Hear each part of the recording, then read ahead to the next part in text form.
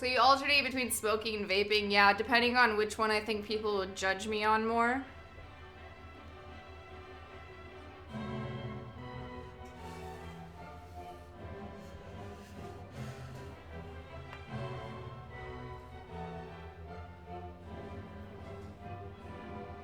People are really upset when I do both.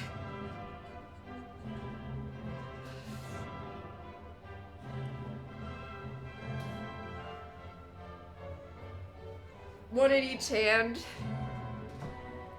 No, I won't even do that for the bit. I'm in flavor country.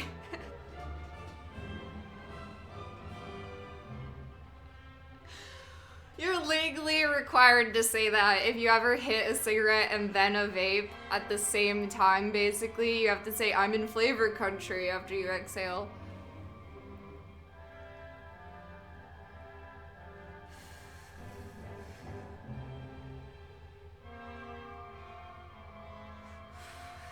Thank you. Alright, we're gonna get through this last chapter. Do you guys know how easy it is to like not do something? It's so fucking hard to do things. I'm reading a whole book. I'm sorry. It's so hard. I'm reading a book to people on Twitch. Just be kind, please.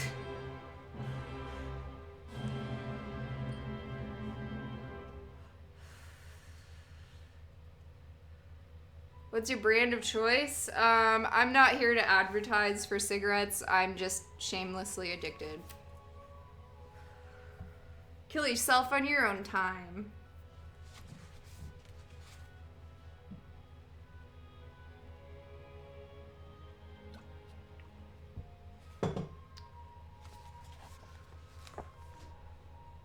Chapter 12, Hellish Speed.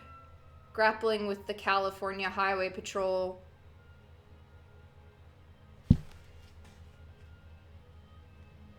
Mano a mano on Highway 61.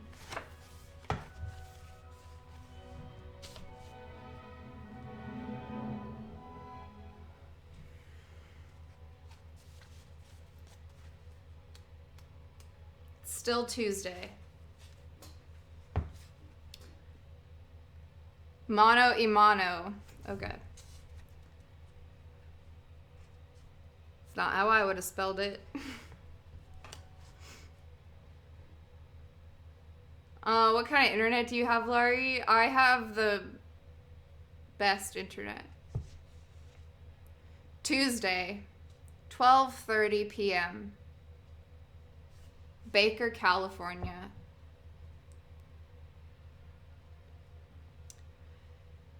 Into the Ballantine Ale now. Zombie drunk and nervous. I recognize this feeling.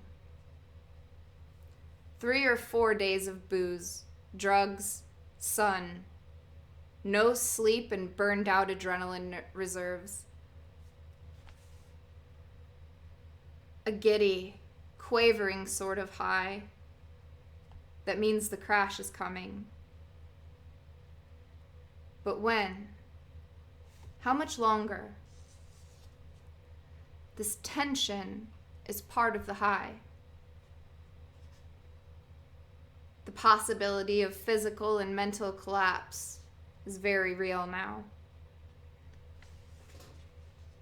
But collapse is out of the question.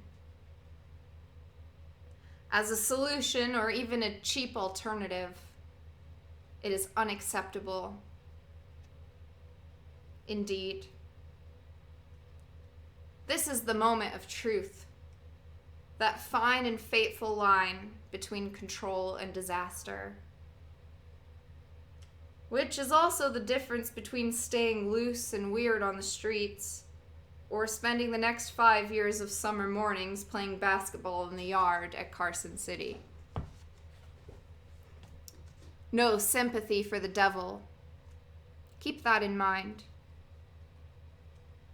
Buy the ticket, take the ride. And if occasionally it gets a little heavier than what you had in mind, well, Maybe chalk it off to forced consciousness expansion. Tune in, freak out, get beaten.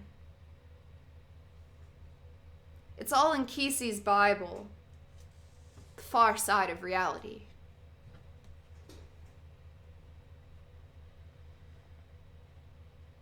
And so much for bad gibberish. Not even Kesey can help me now.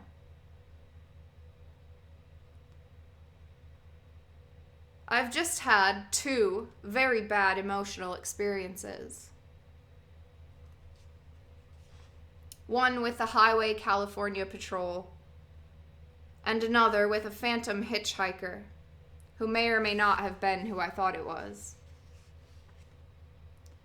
And now, feeling right on the verge of a bad psychotic episode, I am hunkered down with my tape machine in a beer bar that is actually the back room of a huge hardware barn. All kinds of plows and harnesses and piled up fertilizer bags, and wondering how it all happened.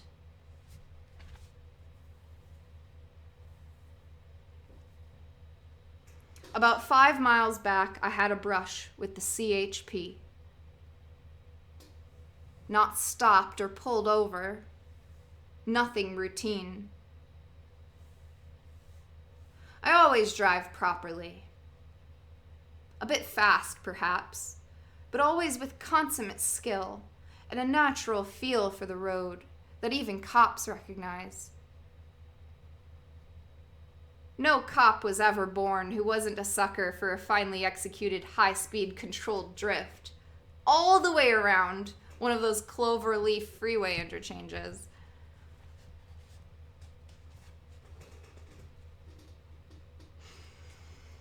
Few people understand the psychology of dealing with a highway traffic cop.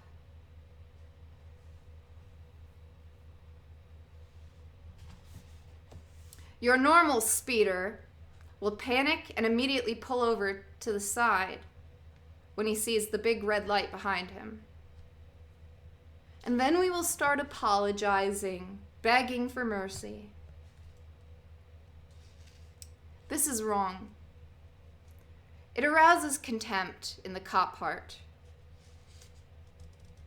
The thing to do when you're running along about 100 or so and you suddenly find a red flashing CHP tracker on your trail, what you want to do then is accelerate. Never pull over with the first siren howl. Mash it down and make the bastard chase you at speeds up to 120, all the way to the next exit. He will follow. But he won't know what to make of your blinker signal that says you're about to turn right. This is to let him know that you're looking for a proper place to pull off and talk. Keep signaling and hope for an off-ramp. One of those uphill side loops with a sign saying max speed 25. And the trick at this point is to suddenly leave the freeway and take him into the chute at no less than 100 miles per hour. This shitbox Dodge can go faster than this.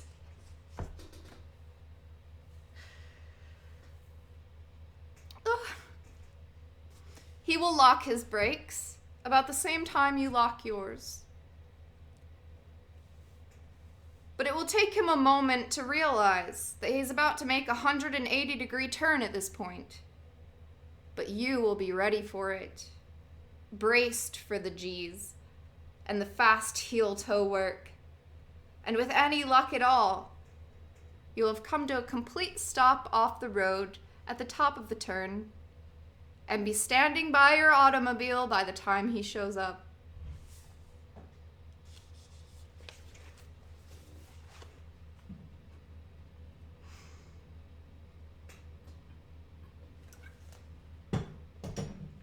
Try it at home, kids. He will not be reasonable at first. But no matter. Let him calm down. He will want the first word. Let him have it. His brain will be in a turmoil. He may begin jabbering or even pull his gun. Let him unwind. Keep smiling. The idea is to show him that you were always in total control of yourself and your vehicle, while he lost control of everything. It helps to have a police or a press badge in your wallet when he calms down enough to ask you for your license. I had one of these, but I also had a can of Budweiser in my hand. Until that moment, I was unaware that I was holding it. I had felt totally on top of the situation. But when I looked down, I saw that little red silver evidence bomb in my hand. I knew I was fucked. Speeding is one thing, but drunk driving is quite another. The cops seemed to grasp this. That I'd blown my whole performance by forgetting the beer can.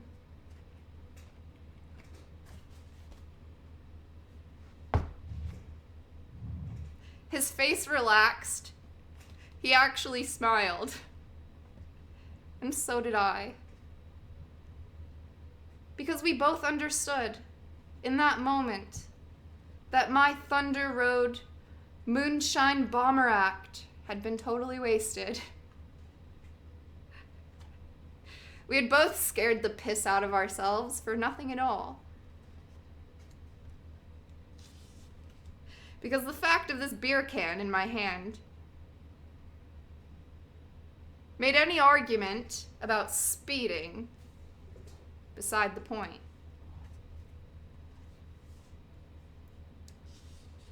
He accepted my open wallet with his left hand, then extended his right toward the beer can. "Could I have that?" he asked. "Why not?" I said. He took it, then held it up between us and poured the beer out on the road. I smiled, no longer caring. "It was getting warm anyways," I said. Just behind me, on the back seat of the Shark, I could see about 10 cans of hot Budweiser and a dozen or so grapefruits. I'd forgotten all about them. But now they were too obvious for either one of us to ignore.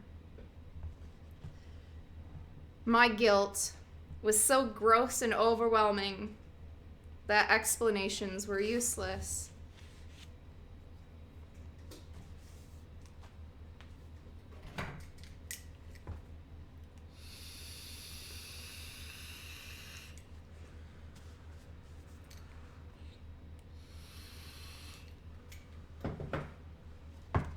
The cop understood this. "You realize," he said, "that it's a crime to..." "Yeah," I said, "I know.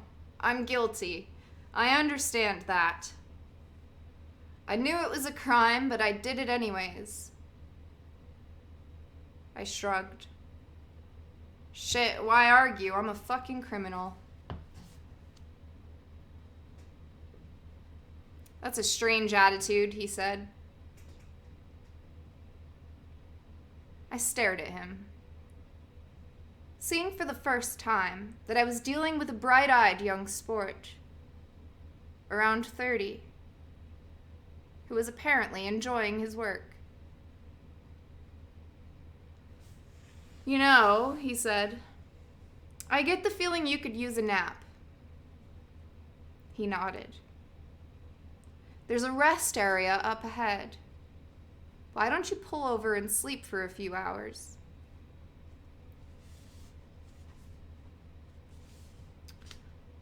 I instantly understood what he was telling me, but for some insane reason I shook my head. A nap won't help, I said. I've been awake for too long. 3 or 4 nights. I can't even remember. If I go to sleep now, I'm dead for 20 hours.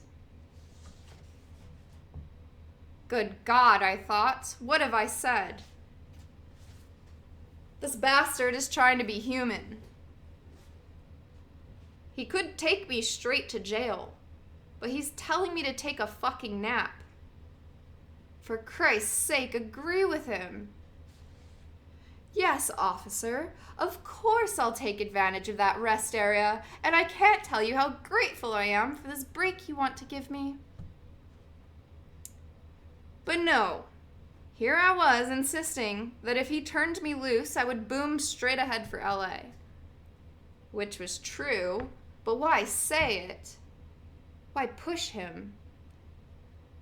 This is not the right time for a showdown. This is Death Valley. Get a grip on yourself. Of course, get a grip. Look, I said. I've been out in Las Vegas covering the Mint 400. I pointed to the VIP parking sticker on the windshield. Incredible, I said. All those bikes and dune buggies crashing around the desert for 2 days. Have you seen it?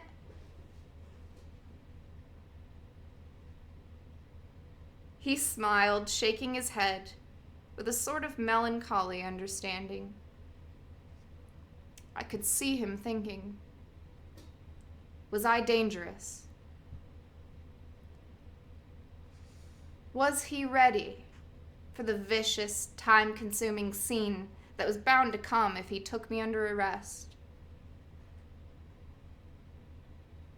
How many off-duty hours would he have to spend hanging around the courthouse, waiting to testify against me? And what kind of monster lawyer would I bring in to work out on him?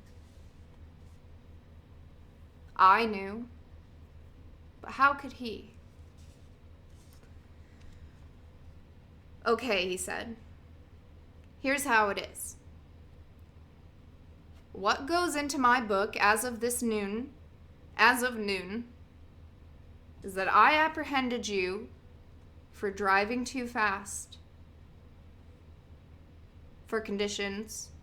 Driving too fast for conditions. And I advised you with this written warning. He handed it to me. To proceed no further than the next rest area. Your stated destination, right? Where you plan to take a long nap. He hung his ticket pad back on his belt. Do I make myself clear? He asked as he turned away.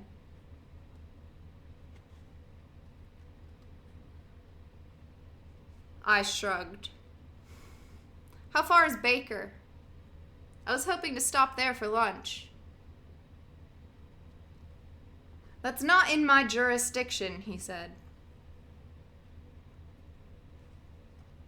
The city limits are 2.2 miles beyond the rest area. Can you make it that far? He grinned heavily. I'll try, I said. I've been wanting to go to Baker for a long time. I've heard a lot about it. Excellent seafood, he said. With a mind like yours, you'll probably want the land crab. Try the Majestic Diner.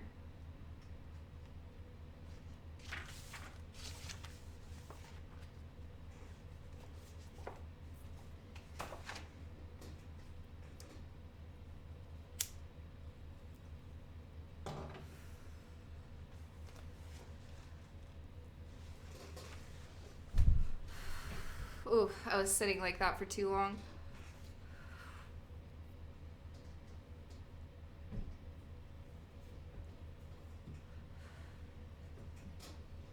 Thank you. I've got like 2 more pages to go.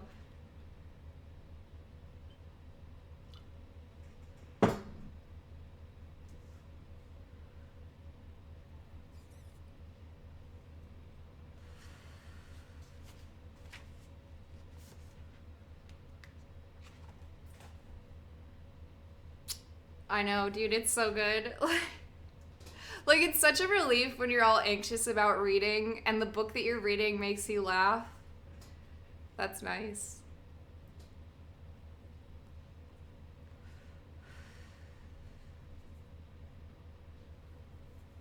Two more pages in another chapter. But we're almost, it'll be part 2. We have to stop naturally.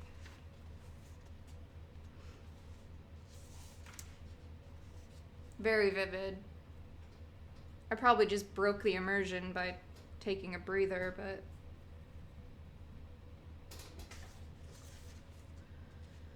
Try the Majestic Diner.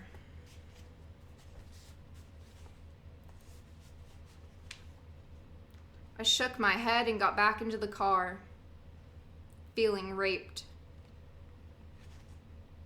The pig had done me on all fronts. And now he was going off to chuckle about it. On the west edge of town, waiting for me to make a run for LA.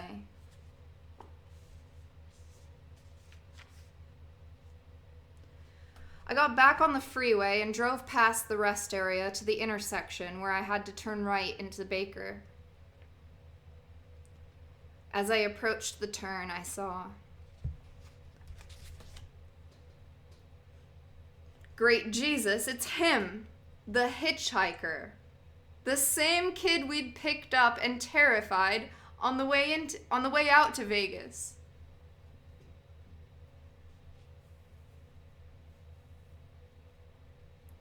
Our eyes met as I slowed down to make the corner. I was tempted to wave, but when I saw him drop his thumb, I thought, no, this is not the time. God only knows what that kid said about us when he finally got back to town.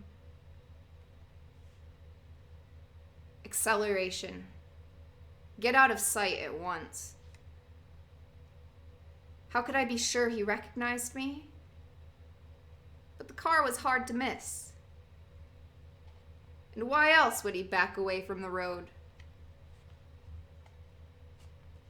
Suddenly, I had 2 personal enemies in this godforsaken town. The CHP cop would bust me for sure if I tried to go on through LA. And this goddamn rotten kid hitchhiker would have me hunted down like the beast if I stayed. Like a beast if I stayed.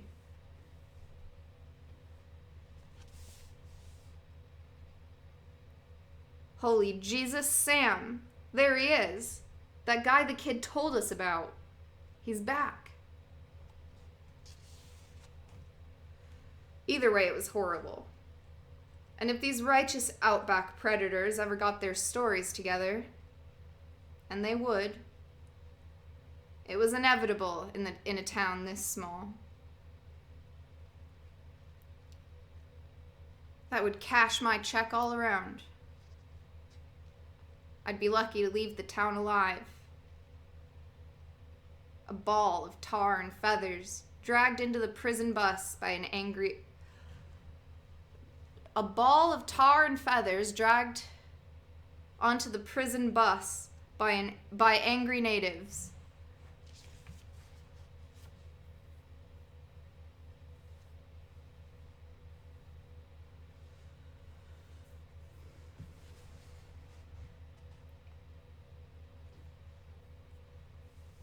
This was it.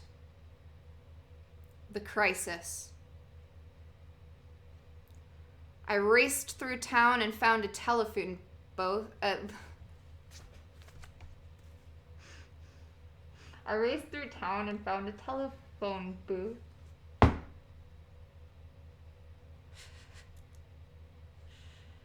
And found a telephone booth on the northern outskirts between Sinclair Station and, yes, the Majestic Diner. I placed an emergency collect call to my attorney in Malibu. He answered at once. "They've nailed me," I shouted. "I'm trapped in some stinking desert crossroads called Baker. I don't have much time. The fuckers are closing in. Who? He said. You sound a little paranoid. You bastard, I screamed. First I got run down by the CHP, and then that kid spotted me. I need a lawyer immediately. What are you doing in Baker? He said. Didn't you get my telegram? What? Fuck telegrams. I'm in trouble. You're supposed to be in Vegas, he said. We have a suite at the Flamingo. I was just about to leave for the airport. I slumped in the booth. It was too horrible. Here I was, calling my attorney, in a moment of terrible crisis, and the fool was deranged on drugs. A goddamn vegetable. You worthless bastard, I groaned. I'll cripple your ass for this. All that shit in the car is yours. You understand that? When I finish testifying out here, you'll be disbarred. You brainless scumbag, he shouted. I sent you a telegram. You're supposed to be covering the National District Attorney's Conference. I made all the reservations. Rented a white Cadillac convertible. The whole thing is arranged. What the hell are you doing out in the middle of the fucking desert?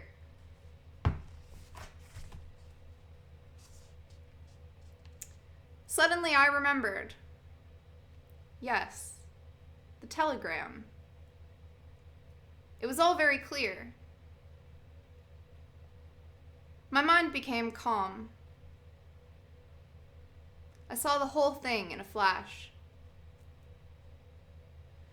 Never mind, I said. It's all a big joke. I'm actually sitting outside the pool at the Flamingo. I'm talking from a portable phone. Some dwarf brought it out from the casino. I have total credit. Can you grasp that? I was breathing heavily, feeling crazy, sweating into the phone. Don't come anywhere near this place, I shouted. Foreigners aren't welcome here. I hung up and strolled out to the car. Well, I thought, this is how the world works. All energy flows according to the whims of the great magnet. What a fool I was to defy him. He knew. He knew all along. It was he who sacked me in Baker. I had run far enough, so he nailed me. Closing off all my escape routes, hassling me first with the CHP, and then with this filthy phantom hitchhiker, plunging me into fear and confusion. Never cross the great magnet. I understood this now. And with this understanding came a sense of almost terminal relief. Yes, I would go back to Vegas, slip the kid, and confound the CHP by moving east again instead of west. This would be the shrewdest move of my life. Back to Vegas and sign up for the Drugs and Narcotics Conference. Me and 1,000 pigs. Why not? Move confidently into their midst. Register at the Flamingo and have the white caddy sent over at once. Do it right. Remember Horatio Algier, I don't know. Horatio, remember Horatio Algier.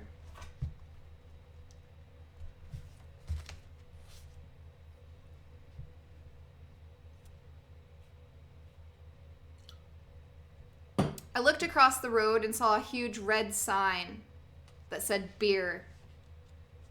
Wonderful. I left the shark by the phone booth and reeled across the highway into the hardware barn. What the fuck? Okay. That's where we are now. I left the shark by the phone booth and reeled across the highway into the hardware barn. A Jew loomed up from behind a pile of sprockets and asked me what I wanted. Nice. Thank you, I'll rock. Horatio Alger Jr. was an American author who wrote young adult novels about impoverished boys and their rise from humble backgrounds to lives of middle-class security and comfort through good works.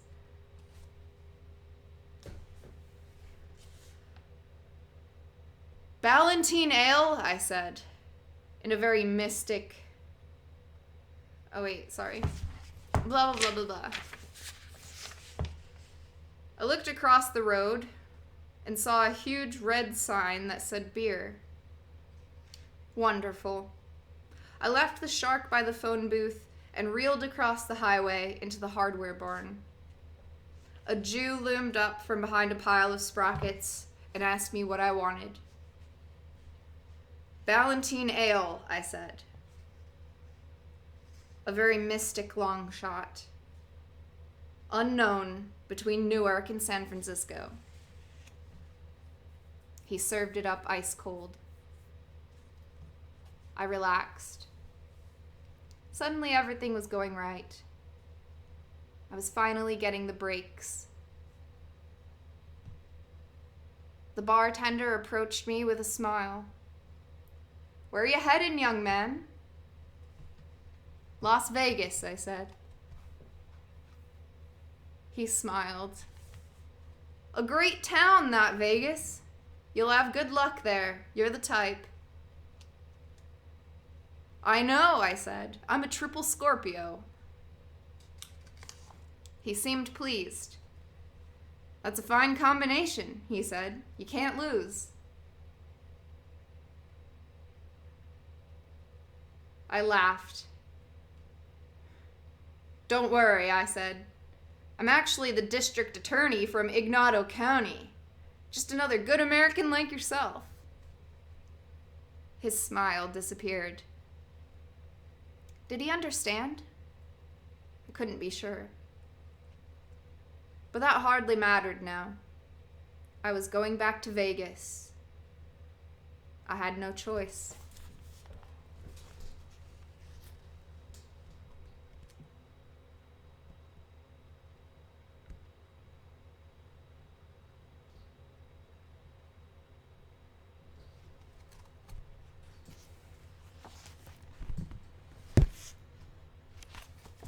Thank you for listening. And I think we're halfway through the book now.